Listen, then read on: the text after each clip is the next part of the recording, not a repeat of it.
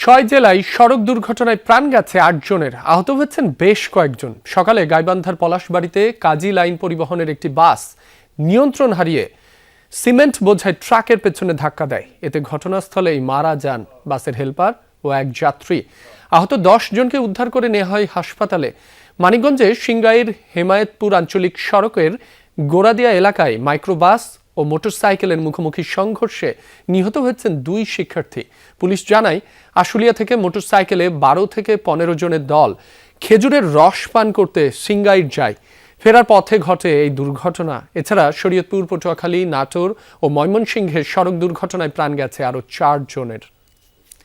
এদিকে ঘন কুয়াশায় সকালে মাদারীপুরের শিবচরের ঢাকা-ভাঙ্গা এক্সপ্রেসওয়েতে বাস, পিকআপ ও কাভার্ড ভ্যানের সংঘর্ষে অন্তত ১০ জন আহত হয়েছেন। পুলিশ জানায়, খুলনা থেকে ঢাকামুখী টুঙ্গিপাড়া এক্সপ্রেসের একটি বাস বন্দরখোলা এলাকায় পৌঁছালে সামনে থাকা একটি ওষুধবাহী কাভার্ড ভ্যানকে ধাক্কা দেয়। একই সময় পেছনে থাকা আরেকটি পিকআপ ধাক্কা দেয় দুর্ঘটনা কবলিত বাসটিকে। এতে বাসে থাকা অন্তত ১০ জন যাত্রী আহত হন। এছাড়া ঘন কুয়াশার মধ্যে মুন্সিগঞ্জে ঢাকা মাওয়া এক্সপ্রেসওয়েতে গতরাত থেকে ভোর পর্যন্ত ৩টি স্থানে দুর্ঘটনায় আহত হয়েছেন অন্তত ২০ জন। ফায়ার সার্ভিস জানায়, গত রাতে বেজগাঁও বাস স্ট্যান্ডে দাঁড়িয়ে থাকা বাসকে ধাক্কা দেয় আরেকটি গাড়ি।